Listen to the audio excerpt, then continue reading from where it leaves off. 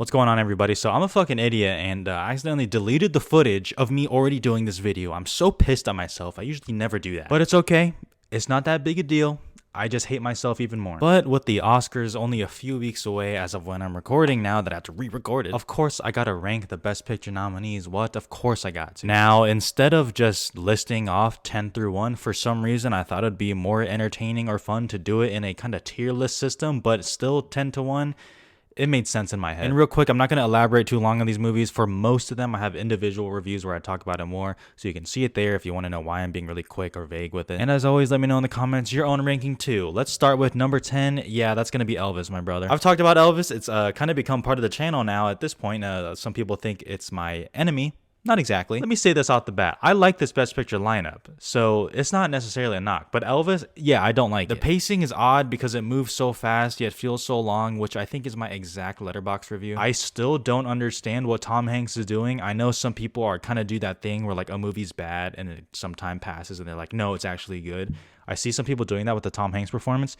Please stop lying to yourself. I don't know what he's doing. I don't like that performance. I think the editing is so chaotic and like not in an everything everywhere. What the fuck did I just say? Did I just say everything everywhere? Oh, goddamn. And unfortunately, it does fall into those music biopics that I just don't care for. I'm sorry, I gave it a chance, but number 10. All right, number 9 is The Fablements. You know, maybe this is gonna be another video where I don't even look at the comments. I'm gonna get blasted. The Fablements is solid.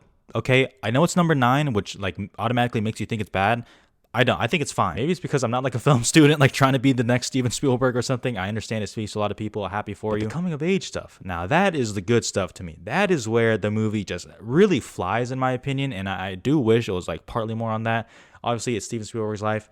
Make it how you want. I'm not going to speak on that. I think Gabriel LaBelle is awesome. In fact, I think it's the best performance of the movie now that I've seen it twice. But one of the movies has to be number 9, so it's The Fablemans. Sorry. So number 8 and 7 are a bit tough. It's between All Quiet and Triangle of Sadness, and I'm going to go with All Quiet on the Western Front. Now, this mostly speaks to me and how I am. You know, with a few exceptions, I typically don't care for war movies where like the main center of the movie is on the action of war. Everyone was telling me I had to see it at TIFF and how amazing it was, and I saw it at TIFF. In fact, I saw it with your favorite set of twins, and I came out of that movie and I was like, oh yeah, it's good.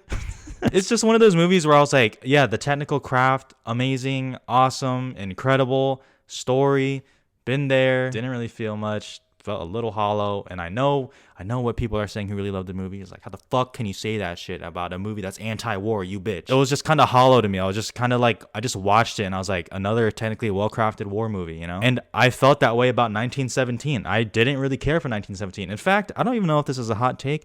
I like All Quiet on the Western Front more than 1917. So once again, I think it's great. Well, the technical crafts I think is great. I think the performances are good, but like in terms of like my personal level of how I would rank it, it's going to be number 8. Which means that number 7 is Triangle of Sadness. Now, let me tell you off the bat, I've said this before, but I was operating at a disadvantage with Triangle of Sadness. That was the first movie I saw at TIFF. And for those who don't know, and I don't know why anyone would know, I get extremely nauseous on planes. Now, I've learned from that, you know, I'll take some Dramamine or like anti-nausea, whatever thing.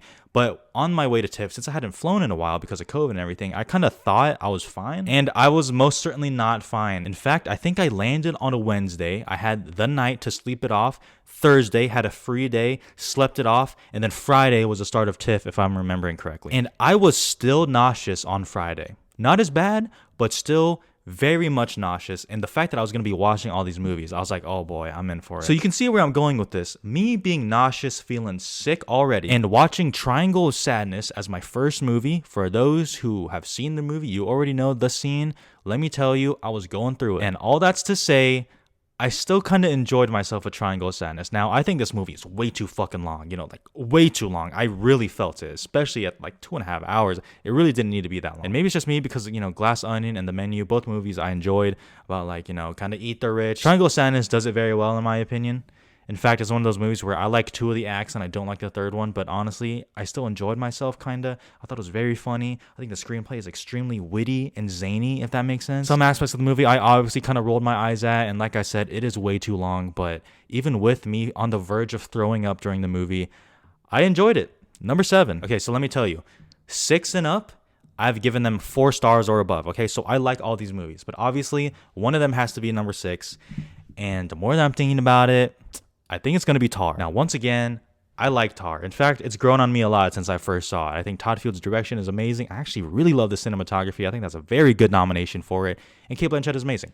Obviously, I have a review up for it where I sing its praises and everything. In fact, I quite like that review a lot. But it's at number 6 just because I find more rewatchability with the first 5 that are left. At 2 hours and 40 something minutes long, I know a lot of people have been like, yo, I've seen Tar like 7 times. Okay, cool. I don't watch like any movie that much. But the part of me that kind of holds me back from it being like a really rewatchable movie for me, and maybe I would enjoy it on a rewatch, but like with that length of 2 hours and 40 something minutes long, like I still kind of struggle with, did it really need to be that long to tell that story? Like, I understand what it's going through and I love it, but like, does it need to be that long? So if you are very perceptive on my channel, you will notice that the remaining 5 are all in my top 10 movies of the year. So once again, that speaks to, I do like the Best Picture lineup a lot. But my number 10 movie of the year is going to be number 5 here. It's The Banshees of Inisherin. I really like this movie. I think the performances are incredible, amazing. I love the screenplay for it. I just love how kind of odd and weird and like heartwarming when dark and funny and cold this movie is all at the same time. It just kind of works for me. I'm never gonna stop. I still feel very vindicated about Barry Keoghan, that he is the guy. When I walked out of TIFF and people started gaslighting me, and once again I have to brag there, but I don't need to talk about it that long. It's been talked about to death. I mean, I really love Banshees. It's at number 5. Now number 4 and number 3 are really tough, and in fact a rewatch of a certain movie kind of made me decide, but I'm still kind of wondering on it. But for now, number 4, Women Talking. Women Talking is awesome. It was my favorite movie of TIFF, hands down, not even close. The performances are all amazing across the board as an ensemble. I mean, I know it sucks that not one of them was recognized, but at the same time, like, I genuinely do understand, because you ask me and I still don't know who my favorite performance was. Maybe it's Claire Foy, maybe it's Jessie Buckley, maybe it's Judith Ivey, maybe it's Rooney Mara. I really don't know. The script is amazing. I pray it wins adapted screenplay. That'd be a fucking travesty if it doesn't. And it's just a good ass movie. It's just a good ass movie. Okay, that's how you fucking do it. This movie could have gone so wrong in like the wrong hands, you know, but Sarah Polley did an amazing job. Women Talking, number 4. Number 3 is Avatar: The Way of Water. And on one hand, that feels wrong just seeing it high up there, and on the other hand, it's not, because a rewatch of this movie really did it to me. My first watch was at a press screening, like 3D glasses. I thought it was cool. I liked it. 4 stars, great. Rewatched it with my friends, and I was like tearing up on certain scenes. I was like, what the hell is happening to me right now? That is how you do it. This movie's 3 hours long, and it feels so much shorter than like all the movies I'm listing below it, outside of maybe Banshees. It fucking moves. It's paced well. The action is great. The way the story goes. I don't care about some of the dialogue. I know it's a little bit clunky. I get it. But this movie is a technical achievement, but unlike All Quiet on the Western Front, no offense, I actually did care about the story and the characters, and I actually can't wait to see where it goes. Which, if you told my little bitch self at 12 years old about the first Avatar, I wouldn't have cared about the next 5 that are coming out. Number 2 is Top Gun Maverick. I guess I am a dad. There's nothing highbrow for me to say about this movie, or, you know, talk about its deeper meanings and themes. This movie just fucking rips, and that's really it. Edge of your seat, entertaining movie that I can legitimately recommend to anyone. In fact, a lot of my friends, you know, we watch movies a lot, and they're like, so what do you want to watch? I kind of want to watch something like an easy watch, you know, that's still entertaining and fun and gripping. And my mind keeps going to Top Gun Maverick, even though they've all seen it. And now maybe you hear that and you're like, well, you know, a Best Picture nominee shouldn't be like an quote easy watch. And to that, I say, take the stick out of your ass. Sorry, that's a bit aggressive. I love all of you, but Top Gun Maverick is awesome. I think it's number 2 for me. Yeah, I love it. Sorry. And number 1, obviously, Everything Everywhere All at Once. Simply put, masterpiece, the movie that people will remember off of this year. And I can't believe we are possibly on the verge of the Academy lining up with my taste for the number 1 movie of the year. Can't believe it. It almost makes me concerned about myself. But hey, the last time that happened was Parasite, and I will take it again. So you can see the list 1 through 10 all the way down there. Once again, let me know in the comments your ranking. Hopefully I don't delete this footage this time, god damn it. Okay, I had to check that I was recording. I literally had this panic thought to myself. I was like, I'm not recording. I am recording. I have so many videos planned right now. Like, I have to cram everything before the Oscars, so please stay tuned for all that. Thank you for all the support, and I'll see you guys next time. God blast.